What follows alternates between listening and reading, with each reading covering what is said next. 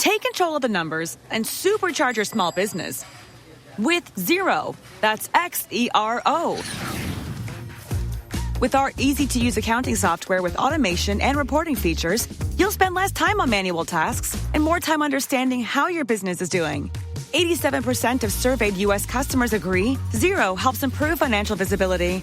Search Xero with an X or visit xero.com/ACAST to start your 30-day free trial. Conditions apply. Studies show that 100% of everybody in the world wants to curl up indoors and do nothing because it's so darn cold out there. That's why many people are turning to Bombas, whose pillowy plush slippers and warm merino wool socks have been said to be the most comfortable in the history of feet. Bombas products have been found to boost coziness by up to 1,000,000%. Okay, enough fake statistics, but could Bombas socks and slippers really be the cure? Go to bombas.com/audio and use code AUDIO for 20% off your first purchase. That's BOMBAS.com and use code AUDIO.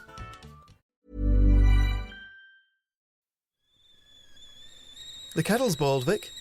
Great. Perfect timing. Just a dash of milk for me, please, mate. Here you go. Shall we get started then?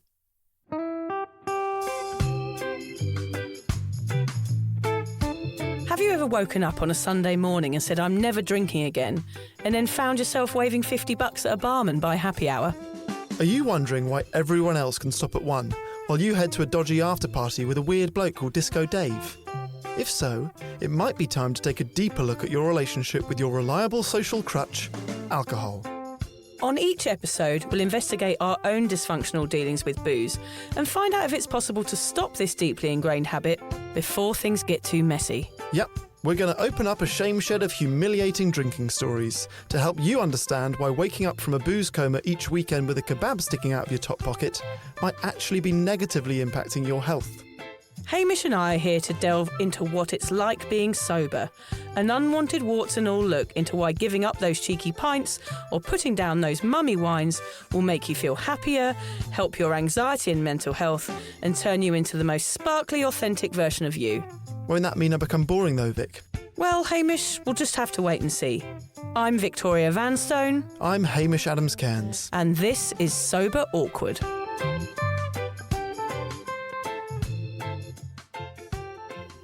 Don't worry, Lucy, if you burp or fart or anything, I'll take it out. Oh, it's a bloody plane going over. Can you hear it? Oh, God. Yes, wait for that. Yeah, but if you go wrong, I'll just edit it out, so don't worry about it. That's all right. So I don't have to be too careful about what I say this time. No, you don't. I can edit you. It's all good. I see you've dressed up for the occasion. What are you wearing? Well, you can talk. Are you wearing your school cardigan from 1982? Vic, it's retro. Come on. I'm not Come sure. on. Listen, it is winter on the Sunshine Coast, so it is the only opportunity I have to Wear a bring light out- cardigan. I love a light cardi. Oh, God. This is not selling sobriety right here. Cardi talk. She's got on some black Adidas tracksuit bottoms, a green top. The green top's quite nice, Lucy, but it's not a good combo. Yeah, says she, sitting there in a... Wow. I got some weird ethnic garb. Travel garb. Oh, dear. Oh, we should start then, shouldn't we? Let's start. Yeah, right, let's go. Alan was just telling me how excited he is to have you back in the studio. So it took you months to get rid of her, and you've just let her back in. She better have something interesting to say. Welcome. Yeah, thank you. Good to see you're going up in the world, Yeah. with not only with your dresses, but also with your podcast location. Yeah. A little bit worried about the old pissy mattress, because I seem to remember there being one in the last studio. Is that sort of a compulsory requirement of the Sober Awkward podcast? You have to have a pissy mattress. Yeah, the pissy mattresses change, and I have to have one nearby. I've got used to the stench. I have to say I feel quite comfortable with it. Yeah, it's comforting. It's a comforting smell, isn't it? Maybe it's all those years of waking up having pissed yourself in the night when you've been drinking. Yeah, probably. It's a kind of, gives me nice, warm flashbacks. I can't believe you're here. Why did you want to re-enter the world of awkward again, Lucy? Was there something you needed to get out? I came to the live podcast that you and Hamish did, which Yes. was excellent. Yes. I have to say. And the lights were really bright that night, which I was really worried about, but I could see both your shining faces smiling up at me, and it did give me a lot of confidence, so I appreciate Both that. of them, had you had a drink? Yeah. You're seeing double. You and your daughter, you knob. Both your faces. Yeah, look, well, that was quite a game changer for me coming to watch that, because obviously I'd been following the podcast and always catching up with Vic and socially. So I knew how it was all going, but coming along to the live one really reminded me what it was all about and how much it helped people. I mean, you had a full house, didn't you? Yeah, we had a full house. Really good. We sold out within 2 weeks, so we're going to do bigger venues coming up, so stay tuned for that. Yeah, well, it was excellent. And Hamish sort of stood up and talked a bit about the podcast, and he said the reason he was there was because I'd said everything I had to say about sobriety, which is exactly the reason that I had stopped talking on the podcast, and I didn't want sobriety to define me. But it was also relevant because, yes, I had said everything I wanted to say on the podcast, but now I've got a little bit more. Hooray, we're so excited. I just realised the value of sharing. Quite a few people came up to me that night and thanked me for sharing my story and saying how they resonated Pass the bucket. with me. And, you know, suddenly think, oh, God, I was actually doing some good. And I wonder if by sharing stories about sober dating, I can help other people. I'm sure I can. I'm sure there's lots of sober people out there who are hesitant to date. But the other reason I wanted to just put it out there, Vic, is that, as you said, I brought my daughter along, my 17-year-old daughter, to that live session, and I thought she might find it a bit boring, and she was sort of wriggling around in her seat while you were talking. But when it finished, she just said it blew her mind, and she went off straight away to phone her sister, who's now living in the UK, to tell her all about it.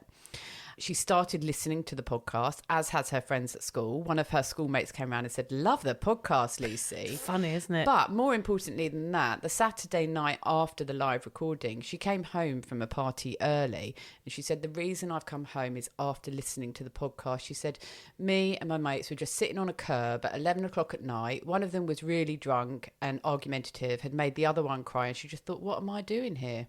God, that's and incredible. she came home and she said, I wouldn't have done it if I hadn't listened to the podcast. So I realised the power behind it. Yeah, I mean, that's incredible. I'm chuffed to hear that, actually, because to know that somebody of her age can tune into this message as well, I mean, there's nothing better. That is preventative medicine right there, isn't it? Well, it is. And as you know, I've been nagging at you, and I will continue to do so, because I think you need to spread this word, this message to younger kids, teenagers who are starting to drink, because you're obviously going in at the right angle, because she loved it. I'm not sure the 17-year-old kids want to know about my promiscuity. Well, they blow my finger off. But they'll just look at your story and think, I don't want to end up like her. That's basically the reason for my existence on earth, isn't it? Don't be like her. She's a right old mess. Oh, God, so good. So what's the reason why you're here then, Lucy Lou? Well, today I want to have a chat with Vic about getting back out there. As you all know, I became the sober hermit when I gave up drinking. But recently, I've taken the world by the balls, quite literally, and I've joined Tinder. I know, listeners, I'm in shock too. The sober introvert that Lucy discovered when she gave up her social crutch has left the confines of her cave and has stepped out of her comfort zone and is learning to date without daiquiris. Sorry, that was the only D booze that I could come up with. I can't think of any other ones. I can't think of any others because we've been out of the booze scene too long. I would have listed them a few years ago. We don't know our booze alphabet as well as we used to.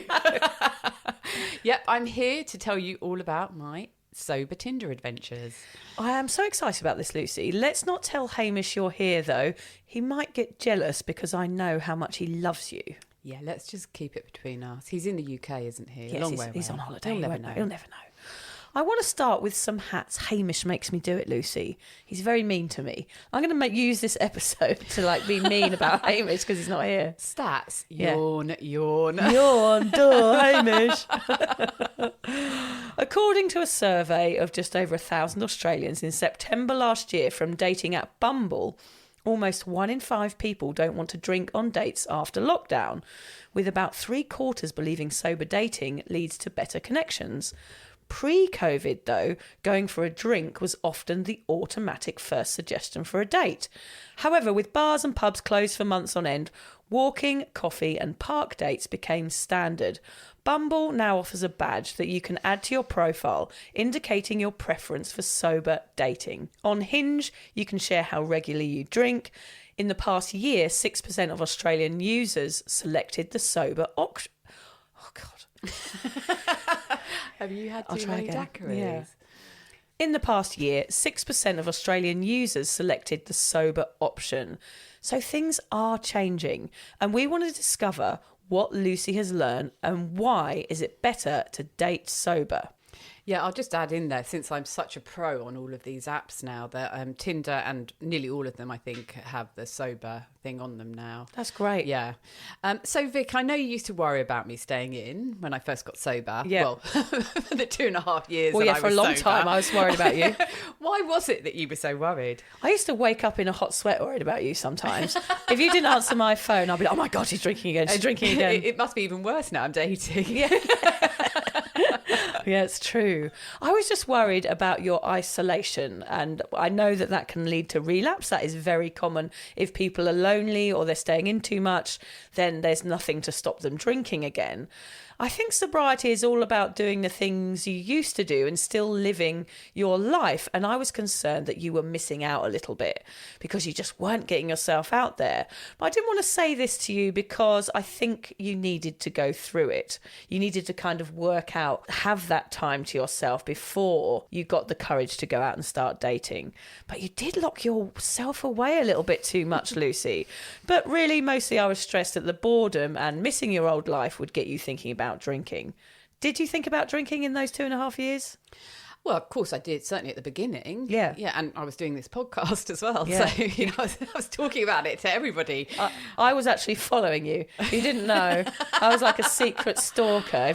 That car that was parked outside your bedroom window for that 2.5 years, it was me I had with a some funny binoculars. feeling there was someone there. I thought it was my paranoia creeping in. No, it was me. Look, I think it's important to note that I am an introvert anyway. I was an introverted drinker, and that's who I am as a person. So staying at home was quite a normal thing for me. Yes, it did get worse when I stopped drinking. But for me, home was a safe place, and it was a place that was free from alcohol and free from any of the urges to drink. So I didn't worry about it. It was the outside world and the people in it that were a threat to my drinking. Especially that one that was sat outside your bedroom window. Yeah. That was the reason I didn't go out. Hello? I was like, there's someone out there. Hello, it's me. I was just calling, doing crank calls. Hello, my name is Norman. I was just wondering if you were planning on going out tonight. And you wonder why I didn't go out. Yeah. It was all your fault.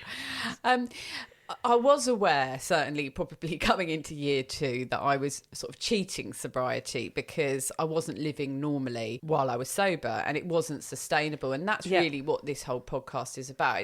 It's not about forcing people to be sober, and it's not necessarily about giving people 100 tips to be sober. It's about saying, we want you to be sober and to go through the awkwardness and to live a really good life in sobriety. And I realised I actually wasn't doing that. I was very happy with my life, but it was very, very, I was going to say dull, because it wasn't dull. It was very cleansed, very clean, very regimented, very normal.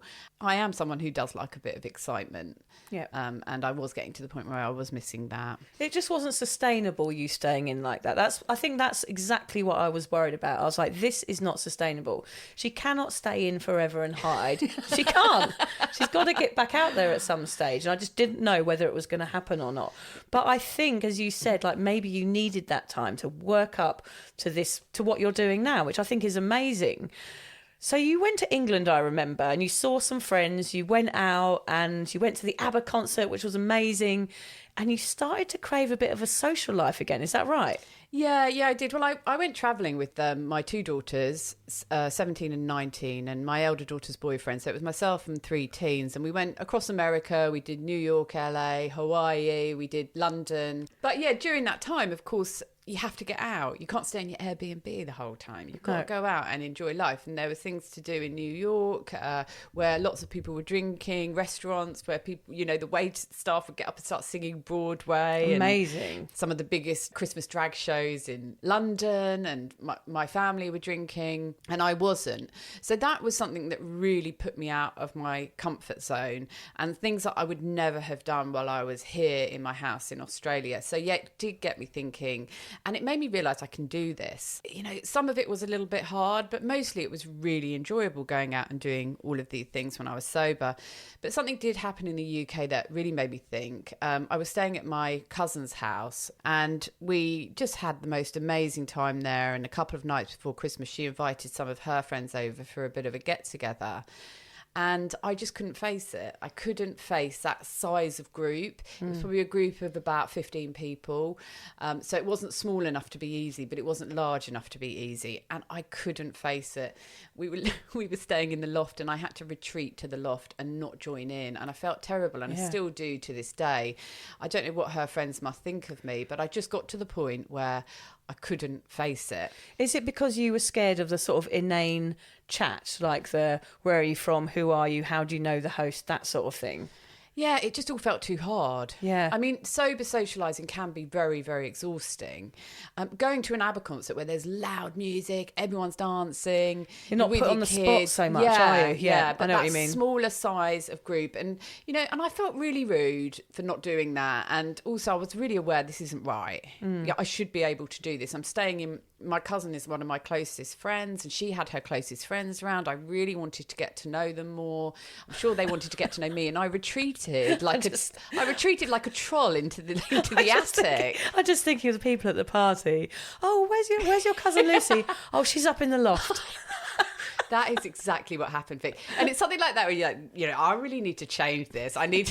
Something's going wrong here. You're like, what's that noise? Oh, it's Lucy. She's lowering the ladder. I was hiding behind the couch in the loft, quivering, shaking until everybody left. It was that experience of, yes, getting out and enjoying life, sober, the experience of not being able to join in something that was really important, sober. But also I had always said that I was going to start dating when I came back from our travels. And everyone was saying to me, my kids included, it's time, Mum. You need to get out and you need to meet someone. Yeah. So, yeah, that's why I ended up doing it. Very brave. What was it like at first? Bloody awful. No. No, that's not the message we want to give. And that's the end of the podcast. Yeah. Not saying anything else. No, I'm going to be honest. I loved it at first. Right. I really did. When you don't go out very much, and I'm not the only person who doesn't go out very much. Most parents, single parents, can't get out. Most middle-aged people, they don't go into bars and things like that. So having the ability to go onto an app and kind of shop for men was quite a novelty for me. And you know, Vic, because when I first went on it, I was so excited, wasn't I? I was like, oh my very God, excited. Look how it works. I've met this person, I've met that person. And I loved it. I felt really together. I had loads of clarity because I wasn't hungover and I wasn't drinking. When you meet someone online, the first thing you do is you text them. I'm quite good at that part. I'm quite good at texting people and making a conversation. So they get your number, is that correct? No numbers are exchanged. Okay, so you text them on the app? Yes, on the app. Right. Yeah, and I will, just as tip number one, a really important one, is don't give out your phone number. Yeah. Because I did a couple of times and I learnt the hard way that people will stalk you through your phone number, and you want to have control over what people can see about you. I wouldn't mind a couple of stalkers, honestly. You can have some of mine. Okay, thank you. A gift. Yeah, I'll head them over your way. There's a married woman who wants a stalker. But yeah, so the texting was great, and that was a way to build up my confidence, talking to complete strangers but behind a screen, having time to plan my response and think about it.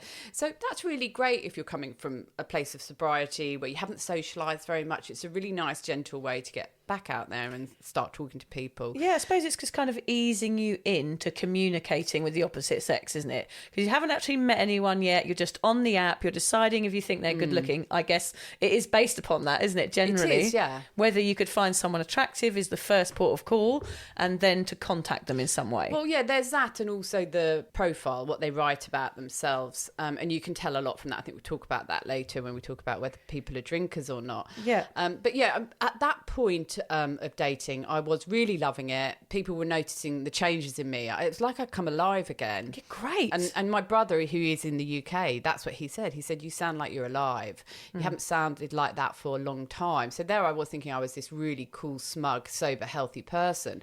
I wasn't coming across as a very happy person because I'd locked myself away for so long. Yeah, you were missing out on human connection, Yes. which is what a lot of us strive of, especially me. I'm the same with friendship. Yeah. You know, I strive off good friendships. And for you, being a single mum, it's obvious that you're getting some attention for the first time. It's going Yeah. to make you feel good. It does. Yeah. Absolutely, yeah. How long did it take before you met someone? Any woman online will tell you that it doesn't take long to meet someone online. Right. So if you are a woman going to date online and you get loads and loads of responses, that's quite normal, because I was like, oh my God, I'm really, really popular. Look at me go. And then I realised that most women do. And in fact, tip number 2, I use the incognito option on Tinder, which they do have the same on Bumble and Hinge and most of the big apps. But what that means is that unless I like someone, no one can see me. Okay. If you take off the incognito option, you will get hounded Okay. by anyone. They will contact anyone. And my friend actually had the incognito on her phone, and her subscription ran out when she was on a flight on the way to Sydney. And when she landed, she had like something like 178 messages. It's funny. So yeah, but also having incognito or whatever it might be called on the app you're on does give you a sense of privacy. And I think you do want that. You know, I'd been tucked away in my house for ages. I wasn't ready to be exposed to everybody. And I didn't want my ex-husband to see me on there, or his mates, or people I'd worked with. I felt uncomfortable. It's about safety as well a lot of the time It with is, this, yeah. isn't it? It's like, this is a new way of dating, and dating can be risky even in real life without any online stuff. Like, Yeah. it was very risky when I was young because I didn't know what I was doing. I was in a blackout. So it's the same thing, isn't it? It's still risky online, and you've got to take caution. And the biggest thing you can do, another tip, is do it sober. Yeah. That's how you keep safe. Yeah, you take that consent issue out of the equation. Yeah. But yeah, in answer to your question, Vic, I met someone, I think within about the first week, physically met someone. Yeah, God, that's so brave. You were like, oh, he looks all right. I'm having him. I'm going to go for it. I'm going to do this. Yeah, God, you're so... I really am impressed. Did you specify that you were looking for someone that didn't drink? I didn't. Like you were saying, there are options on the apps now where you can say that you're sober, you can say you drink rarely, special occasions only, drink in the weekend only. Of course, everyone probably lies. You don't even have to answer it, so it doesn't even come up. Yep. So I actually don't put anything about my drinking on there. As far as I'm concerned, it doesn't define me at all. I do find it useful when I see other people have put it down. If I see someone sober, I might be looking at someone's picture and thinking, they're all right. You know, shall I swipe right or left? And then if I see they're sober, that's an immediate swipe right. So why don't you put it on there then? If that's an immediate swipe right for you, it probably is for a lot of the men on there as well. That's the thing with dating apps, is it's all about people's interests and some of their habits, and that's how you're matched, is by location, interests and habits. Really, those things apart from location are not really that relevant to me in someone that I date. I'm more interested in somebody who I fancy the pants off of, who's funny and, who's funny and who's got really good values. I don't mind dating a drinker as long as that drinker is not out of control and they understand where I'm coming from. I don't want my sobriety to define me. I also don't put on there that I'm English. But it's a huge test, that, isn't it? That sobriety clip. You can instantly gauge someone. You know that if someone writes, I am sober, that they are self-conscious and that they care about themselves and that they've been through something. That one word gives you quite a lot of backstory, actually. It really does, but it also really narrows the net. Of course, right. I did meet up with one guy from eHarmony who I was really interested in him because he was an ex-addict, and had been working for 12 years in a rehab centre helping kids with drug addiction. Amazing. So he had a bit of grit to him, a bit of a story, and I was really interested to meet with him. He was saying that he did have some problems. He would be chatting to girls and then he'd tell them that he was sober. And one girl just said, no, I'm not interested. She said, I love doing wine tours and all of this stuff. I'm not interested in going out with someone who doesn't drink. So it can be a game changer for some people. But I always like to get in there first, meet that person, let them see who I am. Yeah. And then if they like me, but they perhaps don't really like the idea that I'm sober, the fact that they like me will outweigh the fact that I'm sober. Yeah. I want to put my best foot forward as a person before they know about my drinking habits, my sleeping habits, how many cups of coffee I have in the morning, and how many times I get up in the night to go to the toilet then. But their reaction then, once you've met them, is another clincher, isn't it? Because if you haven't put it on your profile and then you meet them wherever, whenever, then you say, actually, I'm sober, their reaction to that is actually going to be something that you can judge to see whether you like that person or not. Yeah, often it comes out before you meet them because often they want to meet you for a drink. Okay, of course, yeah. Okay, so then the conversation comes up on the text. Look, I'd rather meet for a coffee, and they keep going on about having a drink. And at first I was so nervous to tell people that I didn't drink. I was terrified. I thought, I'm just going to put everyone off. That's what I always think. And that was what we talked about in our very first podcast, Vic. We talked about how we didn't believe people would like us when we were sober. They don't. No one likes me. no one likes us anymore. In the 5 years, I've discovered everybody just leaving one by one out of my life. No, but the reality is people do like us sober, even though it's a surprise to us. But it made me realise that after 2.5 years, I still believed I was unlikable sober because I was too scared to tell people. So I would tell people in the chat that I didn't drink. I wouldn't use the word I'm sober. I would say I didn't drink. I have to say not one person skipped a beat. Okay, In great. fact, if anything, people were more keen to meet up with me once I told them. And I think that is because, they don't want to meet up with a pisshead. There are a lot of middle-aged women pissheads out there. Yeah. And they quite like the idea that I've got my act together and I don't drink. And sometimes there's a lot of drama involved with drinking. There is. And you can go on a date with someone, it can get really messy and you can have too many and you're tripping up curbs and being sick and dribbling on someone. It gets pretty messy and sometimes that's not an attractive look. I hate to say it, but I only saying that because I did it so much. I never went on dates because I just knew it wouldn't work. They were never going to like me at the end of it and I would never see them again. So I just didn't do it. Yeah, two interesting points from what you've just said. Number one is what the guys always put, about 80% of guys put on their profile, no drama. The drama. So there you go. There you have it. They don't want the drama of it. Second point is, years ago, I went on an online date, one online date while I was drinking. And I did it because I was doing a free trial for eHarmony and writing a review. You're forced into it. I went on this date and I had 3 glasses of wine and a Valium before I went. God. That was the only way I could do it. By the time I can't even remember it. Never heard from him again. My God. What's the point of it? I did see a friend later on that evening. She said it looked like I'd taken some heroin. Not the best dating. Didn't hear from him again. I'm not surprised. No date number 2. Oh, damn it. He could have been the one. Yeah, at the moment, on all the dates I've gone on, I probably could have got a second date with most of them. Right. Because I turned up sober, I turned up together. Yeah. I probably looked fresh. Yeah. And people actually like that. They prefer not like that. today. I do take this cardigan off. Okay, good. Usually in the car, just before I meet them, the cardigan comes off. If you want some advice, don't wear that cardigan on any dates. Thank you. So when they said that they wanted to meet you for a drink, I guess you always said no to that. Did you organise morning coffees instead? Yes, I did. Yeah, I used to say a coffee because I thought if I could go in the evening, but then if you're not going to have a drink, they want to eat. Yeah. And I don't want all the variables of going out for dinner on a first date. And it can be a waste of time and money as well, whereas a coffee can be a quick hour chat and then all done. You can't have spaghetti on a first date. Or can't spinach. have corn on the cob. What else? What else is messy foods? Well, in fact, I tell you what, I did go on a first date. I went to a curry house and we ate dinner. Yeah. And I told the guys I'm really, really nervous about this. And he was lovely. He was so nice. And he's actually someone I've stayed friends with. He was the first person I met on Tinder. But going for a curry, though, did you have to undo the top of your trousers to let your gut hang out? No. That's what I have to do when I go for a curry. Quietly under the table where Too many couldn't nans. see. Just let a bit of air out of the bottom hole to release some space. Too many keema nans. Going for a curry is not a good idea, actually. It was actually fine, and it really helped me get me sort of out of my comfort zone. And I was lucky that he was a lovely guy. Oh, but this guy was really nice, and he just drank water with me, and he knew how nervous I was, and he knew I didn't really want to go on the dinner, but he'd forced it. And I'm glad that he did, because, you know, it was like another score on the scoreboard of getting out there. I've just seen one of your notes. It says donate blood.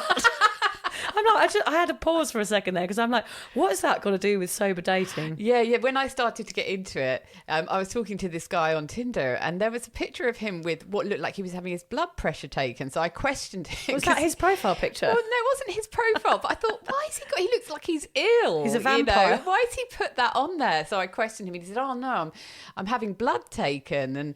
And he goes, well, perhaps I should take that picture off. Does it make me look like I'm ill? And I said, yeah, you probably should take that down. Yeah. Anyway, we started talking about giving blood, and because we're from the UK, Vic, we couldn't give blood over here because of mad cow disease. That is so true. That is true. Lots of opportunities to have a joke there. Yeah.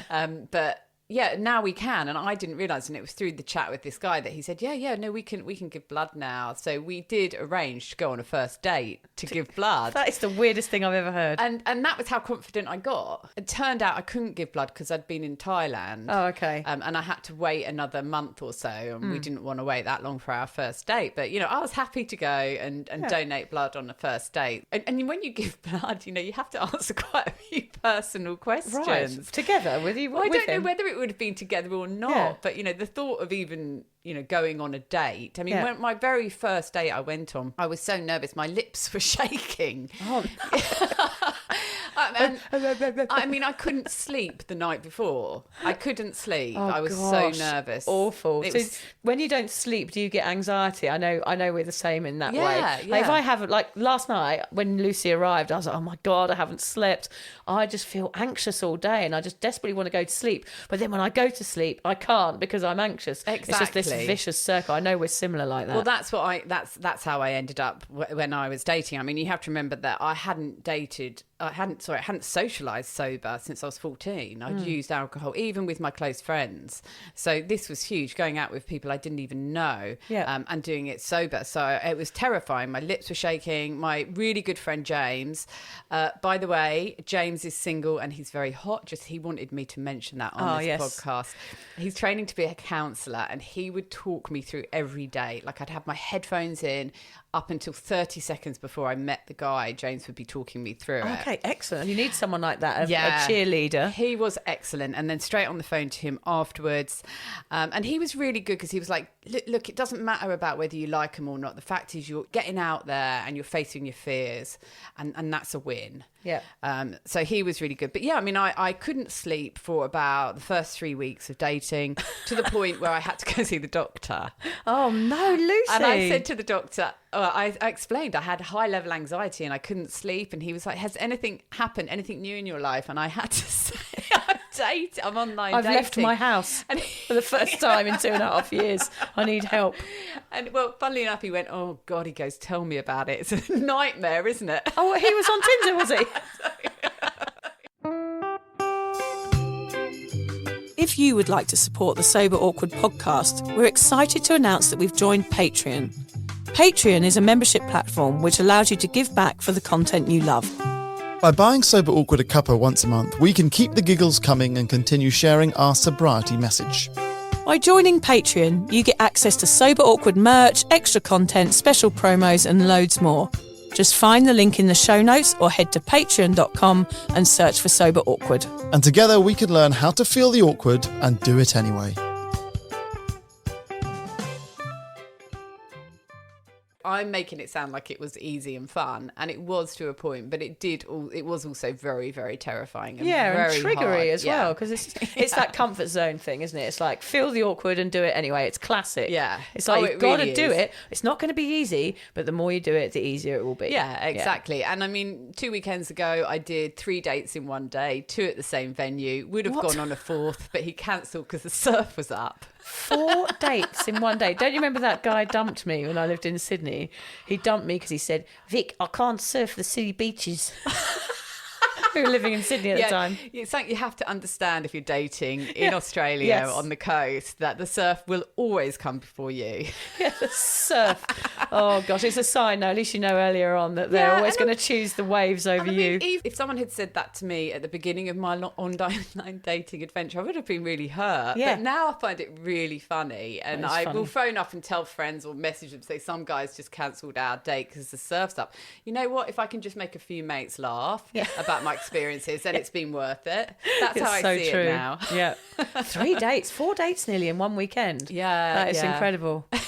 No second dates. With No any second of them. dates, no. It's still good experience, though. That's what it's all about, though, isn't it? I just do it now without thinking. I will tell you, I don't feel nervous, but I do feel a little bit awkward. Okay, that's okay. Nothing wrong with that. Yeah. I mean, it's like me in the live show. It's like anything. The first time you do something, it's going to feel awkward. Yeah. And you just got to keep on doing it. Yeah. And I hate doing it, but I'm determined to get good at it and get to the point where you are, where I don't get nervous about standing up in front of people and talking. Yeah, because you don't do 4 shows in one day, so it's a bit different. But I know you always enjoy it. You always love it. You come off of doing it really pumped up and happy. Yes. So it's like you've just got to face it head on and do it, and you just get such a buzz out of achieving something that you were so scared about. And I think that's what life is about. It is about pushing yourself a little bit, because otherwise life will become very stagnant if you're not going out of your comfort zone and doing some things that you possibly don't want to do. Yeah, exactly. You feel a sense of achievement. It's really important. Oh, so I really need to know, like, fuck all the rest of the stuff, right? What were the men like? I'm just going to refer quickly. On my birthday, Lucy came up to stay with me and my mum was there. And we were like, oh, Lucy, let's have a look at your Tinder page. And we sat for about 2 hours with my mum in the middle, didn't we? Giggling away like schoolgirls at the pictures. Because I was absolutely in shock. Like the guys, I thought there'd be quite nice pictures, or somebody would have at least advised them on what a woman wants. But there were guys, some of them were just pictures of motorbikes, like no profile picture, just the motorbike. Some were boats. Most of them were guys holding fish. A lot of them were very odd looking, weren't they? Weird angles. Some with a little bit of a crotch area showing. The top of the, what's that bit called between the belly button and the penis? Is there a name for it? I don't know if there was a lot of that, wasn't there? Is that the Biffin's Bridge? Is it really? No, I think that's between your fanny and your arsehole. Oh my God. Have you not discovered that on your dates yet? Bridge? I think it's called the Biffin's Bridge. Never heard Oh of my it. God, we're going to have to Google that in a minute. I might have just made that up. My husband calls it the Biffin's Bridge. Oh my No, God.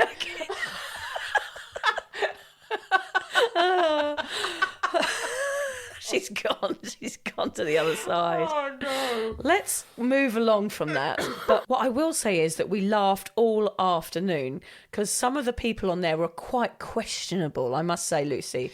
And what happened was we were in a different area, a more rural area that weekend, weren't we? And the quality of the man seemed to go down a little bit, didn't he? Well, it changed. It changed. Well, because I had not been on Tinder long, and I didn't realise that with Tinder it changes depending. It follows your location. So I was probably about 100 kilometres. Yeah, not far, not that far. And so instead of my normal area with the standard surfy guys, which I Yes. see all the time, the guys who love the surf because I live by the beach. We were inland, so Yes. we were seeing people who just preferred Farmers. more inland Yeah, things. farmers, yeah. But it's really interesting what you say about their pictures, and they don't take the most flattering pictures of themselves. Not like, because my friend James, who I don't know if I mentioned, but he's single and he's really hot. God, James, come on, you're getting a bit too much outage here. I went out with him the other night, and he actually looked at my profile for me when I very first put it up and gave me some advice, like take that picture down, it doesn't look like you, etc., etc. Yeah. And I helped him put his new Tinder profile up. He had one on Bumble, and I looked at it and I said, James, those pictures are awful. How can you think they're the right ones to put up of you? They don't even look like you. And I went through his photos and I found some much better ones to put up. But I think they just don't realise. And so you're like looking at these pictures and think, oh my God, look, look, the pickings are so slim here. It's a shame though, because I think you miss out. Like, obviously I'm not in the dating world, so I know how fickle it is on these things when I hear you talk about it. And it feels like a shame to have a weird picture and somebody flick past you based on that, because, there's every chance that could be the perfect person for you. So I don't like that. It'd be nicer if it was based on the profile rather than the picture. Well, interestingly, once James, did I mention James? Oh, yes. Is he single? And he's hot. Yeah.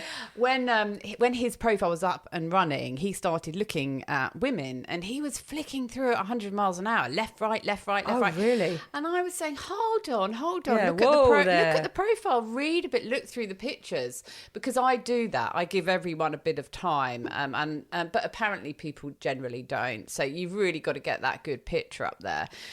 I think it's a sort of modern affliction, that, isn't it? It's is, like Instagram and reels and shorts, and everything is miniaturised, and we do everything quickly because everyone's in such a hurry, which is a shame. Yeah, I like to give people the time of day because we're all in the same boat on there, and we need to treat people with kindness and respect. And if that means just having, if you think, sometimes you look and you think that look is just not the look for me. No way. No pictures and no profile is going to do that. But if there's a possibility, I'll click to get a little bit more information, look through the rest of the pictures, look at the profile, and then I'll make the decision. Yeah. But then I am a bit anal with stuff. I did have a spreadsheet first of all. So. That doesn't surprise me. I don't have a spreadsheet for anything. I need a spreadsheet in my life. I need somebody who does spreadsheets for me. So, Lucy, most of the people you met were good, is that right? But you had a few duds too, I should imagine. Yeah. All up, the people that I met were really nice. I feel that I was lucky, but then I treated people with respect, and I think they came back and treated me with respect too, and it is a two-way thing. But tip number, I'm not sure what number we're up to. I think you're on 3, actually. Yeah. Is that all? Yeah. I've given others, but I just didn't say tip number before. Well, can you make sure you use the word tip more often, please? Okay. But yeah, we'll go into it a little bit deeper in a minute, but it's just be ready to deal with some people who are quite unkind and can reject you and make you feel quite horrible. I've just got an example here from just a guy I was chatting to. I said if he wanted to, we could do a video chat, because you can do that through Tinder at the weekend. Yeah. After that, we could meet up for coffee the following week, which I thought was very reasonable. Anyway, he sent me this. Have you ever worked out why you're single? Why should I wait? What have you got to offer? I'm a millionaire. No, it's not acceptable. Oh, dear. That is what he sent to me when I just said I couldn't meet him for a coffee that weekend. It's almost like he's summing you up there. Oh, there's so much in that I want to tear apart. Yeah. So he thinks because he's a millionaire, which of course he is not. No, he works at the local hospital. Oh, did you? I doubt it. When that message hit me, I just literally laughed. Yeah. Because that was the stage I was at. I've had a few things like that happen to me now, and I've learned how to deal with them. But if that were to happen to you early on in your dating adventures when you're sober, it can make you feel quite horrible. Yeah, so what you've got to decide before you get out there and start dating is, can I deal with the dickheads? Okay. And can I deal with them without a drink? Well, exactly, because it does happen. You have a few dates with someone, you might like someone, it goes good for a bit, you have fantasies about a life with that person, and then it can go wrong. What happens with sobriety when you feel rejected or heartbroken? Look, this is the main reason I wanted to come on here today. Tip number 4. 5? 4? No, 4, just had 3 not long ago. Come on. All right, okay. I did get my heart broken. Maybe not heartbroken, my heart cracked. Okay, you got a little bit hurt. Hairline fracture. Okay, hairline fracture's not too bad. Hairline fracture, but a sober one was very difficult to deal with. Vic actually asked me to come on here about a month ago to talk about online dating, and I was too upset by my experience. I couldn't do it. I've managed to deal with everything that comes with online dating, like rudeness, rejection, embarrassment, awkwardness. What I wasn't ready for and what I hadn't even thought about was, what if somebody hurts me? Gosh, yeah, that's a whole different ball game, isn't it? Yeah, I didn't even consider it. It's like when you have kids, but you don't think they're going to grow up and be teenagers. Yeah, or leave home, ever. Yeah. I just didn't think that far forward. And it did. It happened to me. And I met a guy and I honestly believed that he was the one. It only went on for about 3 weeks. We had a few dates. He didn't feel the same about me. And I felt really blindsided and confused and really hurt and didn't understand what it was about me that he didn't like. And I still don't understand it. I think that's funny how women, or I'm not sure anyone, when they're rejected, they automatically blame themselves. So straight away there, you've gone, what's wrong with me? And perhaps there's nothing wrong with you, Lucy. It just wasn't right. And that's where everything gets confusing and you feel hurt, like I'm not good enough. And all these feelings of self-doubt bubble away with inside you and sort of come to the surface, and that makes you feel like you're so vulnerable and I can't go through this again. What it does is it brings up a lot of those feelings, ones that you've just mentioned, that we used to drink to drown out. Totally. And it's just brought everything back to the surface. And the first thing you want to do is reach for a drink. And never in my, we say 2.5 years, but I'm coming up for 3 years now of sobriety, have I wanted to pick up a drink as much as I did then, because I just wanted a temporary relief from feeling like total and utter shit. Yeah. And that was scary. It's a wobble. It's a wobble. It was the biggest wobble I've had so far. And because I just wasn't expecting it. I wasn't expecting to meet someone who I fell for that quickly. I wasn't expecting to be rejected by this person because I really believed that we were getting on really well. And when it happened, it just knocked me. So I guess to anybody listening, think forward, play the tape forward, as Vic would say. Yeah. And, you know, when we think of online dating, we think of Tinder, we think of swiping right, we think of the embarrassment of going on the first date, but we don't tend to think about what can happen if we meet someone and it doesn't go as we want it to. And we were laughing that day when I was with my mum. We were finding it funny and fun, and that's what I think of it. I think, oh, go online dating, it'll be funny.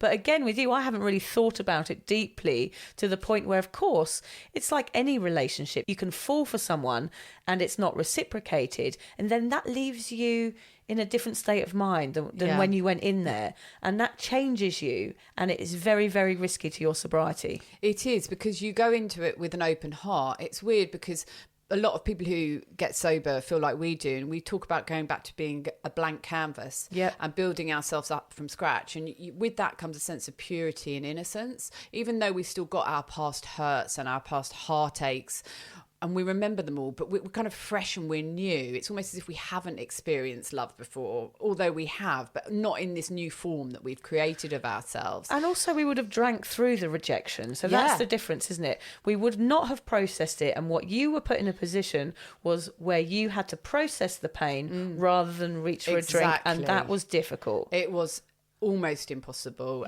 But by not drinking and dealing with the reality, I was able to see it for what it was, and I was able to move forward with it. I kind of learned a lot from it. Probably the biggest lesson of sobriety. Yeah. I've learned that if I face it head on, however shit it feels, I'll come out the other side in the right place and not the wrong place. And I can, with the right lessons and not the wrong lessons. Like when you drink through it, you don't learn anything. You just feel like you're just numbing it out and you're still feeling shit. But I feel all right about it now. I do feel hurt by it and still a bit confused by it. And I put my guard up a little bit more for the next one. But he showed you his true colours early on. And it's like, it's quite good. You know, he didn't want to be part of that relationship for some reason.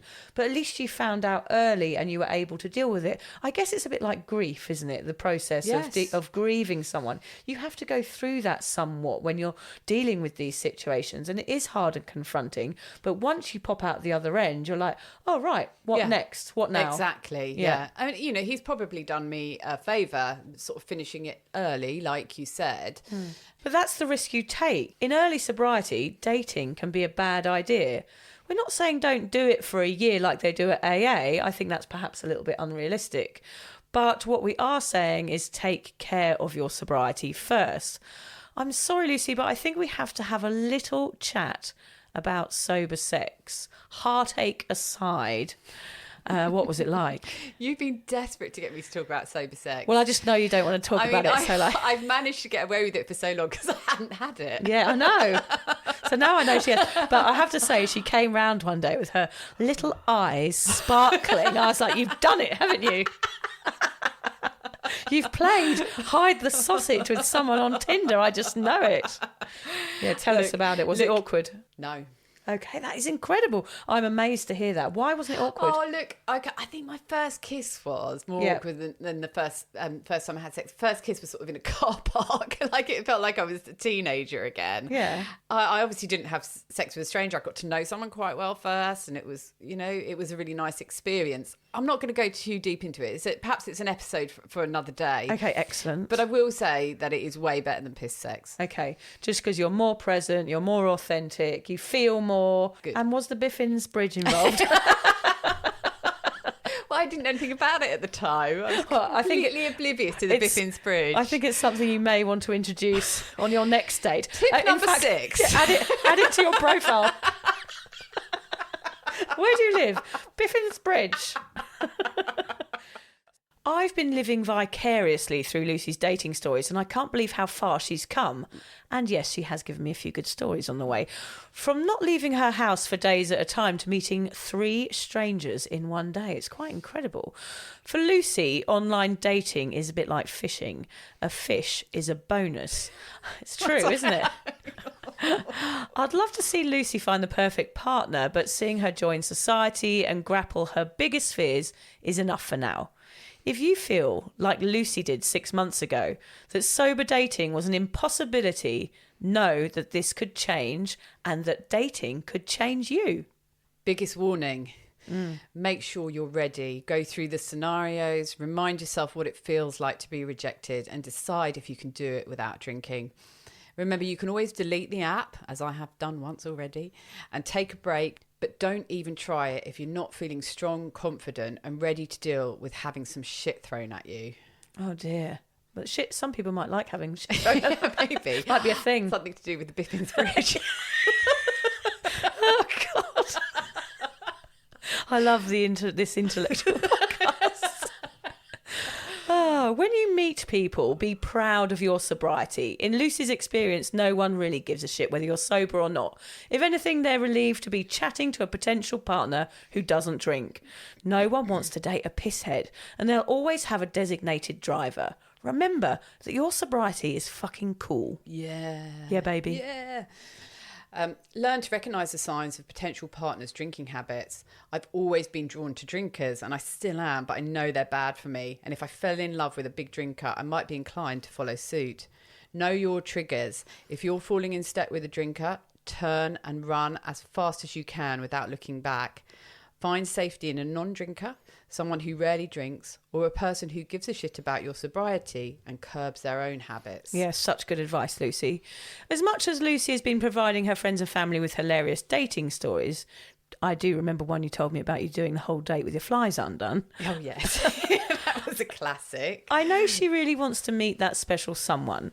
Being on Tinder is hard on anyone. Daily rejection and disappointment, highs and lows, and weird people infiltrating carefully stacked sober worlds. My advice to Lucy and to anyone sober dating is just to stay strong, know your worth, remember how far you've come already, and do not swipe right on the naked man with a pair of Australian flag budgie smugglers on his head. Which might sound like a joke, but that was on Tinder, wasn't it? It's actually not a joke, that bit. For me, sober dating has made the previous 2.5 years of my sobriety journey pale in significance. It is through this level of highly awkward socialising, that is everything I believed I couldn't do, that I've learned how to be sober and actually partake in society. If you feel you are only living a part life in your sobriety, I urge you to face your fears head on and overcome them, because that is how to truly live sober and not just be sober. So just before we go, Lucy, I just want to find out how many days sober you are now. 977. Oh, I can't believe it. So you're nearly on the 1,000 days. I know. Oh, Do you remember when you used to always like show off and make me feel bad that you'd done 1,000 and I was on like day 2? Yes, yeah, I wasn't about 1,000 when you were on day 2. Funny, I'm nearly on 2,000 actually. Oh, yeah. Whatever. I've always got one up on you, haven't I? Talk to the hand. Yeah. What's the best thing about sobriety? Sum it up in 2 words. No hangovers. Oh, of course, yeah. What have you learnt about yourself? I can tell you what I've learnt about you. I think you are much stronger and much more resilient than you ever knew you were. Yeah, and I'm quite good at texting people on Tinder. Yeah, yeah, you're doing well on Tinder. Just the texting part, mind. Because you get funny, witty lines, do you? Yeah, I'm really good with the funny, witty text lines. In person, can't think of a thing to say. She is pretty dull, quite honestly. We want to give a huge shout out to our lovely Lucy for coming on and sharing all this insider information on the mysterious world of Tinder. I'm very unlikely to ever hit the sober dating scene, Lucy, but if I do, I will be coming to you for some top titties. Yeah, and I'm glad that miserable fuck Alan isn't here nowadays. You did well to get rid of him, Vic. I know. God, he outstayed his welcome a bit for a while there, didn't he? Whereas Hamish is the pole opposite. He's so friendly, so enjoyed Fatboy Slim with him. Great person to go sober raving with. He was, yeah. Although Alan and Hamish would make a nice couple. Oh, yeah, they would, wouldn't they? Bit chalk and cheese. Oh, yeah. Did you say cheese? I've got some gorgonzola in the fridge. Oh, have you? Oh, actually, bend over. I'll show you where your Biffin's Bridge is. Oh, thanks for listening, everybody.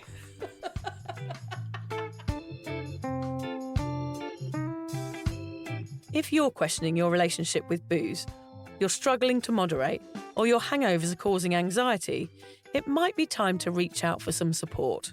Yeah, just talk to a mate about how you're feeling, contact a local doctor, find an AA or sobriety group. Vic's got one. Yeah, just head to www.cuppa.community.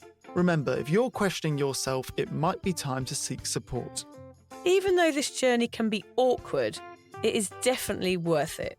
And if you've enjoyed the Sober Awkward podcast, don't forget to review it, rate it, and share it with your mates. Do they have to share it with their mates? Yeah, of course they do. I'm not doing this for nothing, Hamish. Bloody hell. How do they share it? I don't know, just write it on the...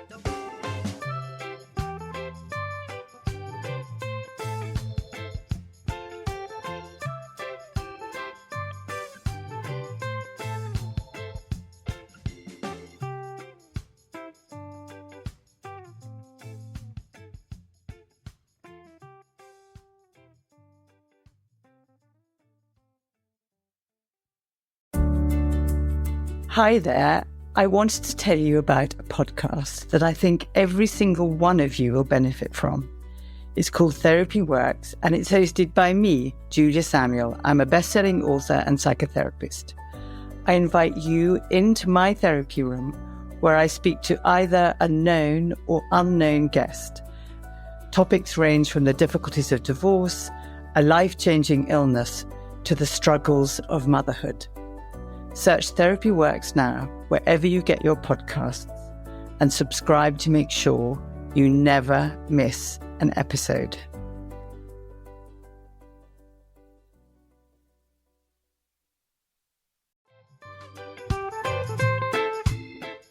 Vic, so do you fancy coming on a sober holiday?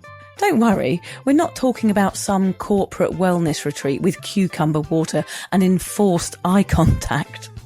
No, this is a sober awkward retreat. 8 days of sun, sweat, laughter, and absolutely no hangovers.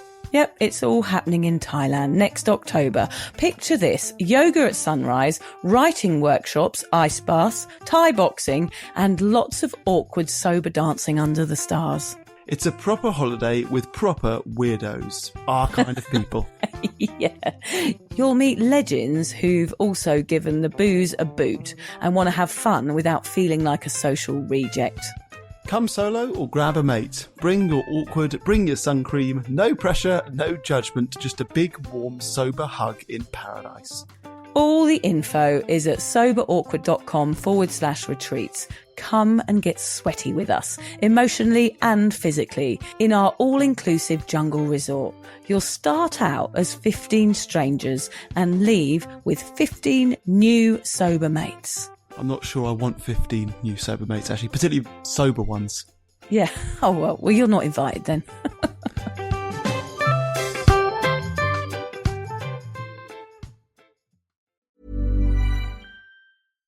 Hannah Burner, are those the cozy Tommy John pajamas you're buying? Paige DeSorbo, they are Tommy John. And yes, I'm stocking up because they make the best holiday gifts. So generous. Well, I'm a generous girly, especially when it comes to me. So I'm grabbing the softest sleepwear, comfiest underwear, and best fitting loungewear. So nothing for your bestie. Of course, I'm getting my dad, Tommy John. Oh, and you, of course. It's giving holiday gifting made easy. Exactly. Cozy, comfy, everyone's happy. Gift everyone on your list, including yourself, with Tommy John and get 30% off site-wide right now at TommyJohn.com/comfort.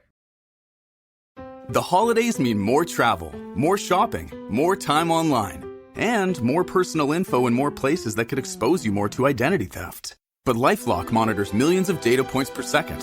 If your identity is stolen, our US-based restoration specialists will fix it guaranteed or your money back. Don't face drained accounts, fraudulent loans, or financial losses alone. Get more holiday fun and less holiday worry with LifeLock. Save up to 40% your first year. Visit LifeLock.com/special offer. Terms apply.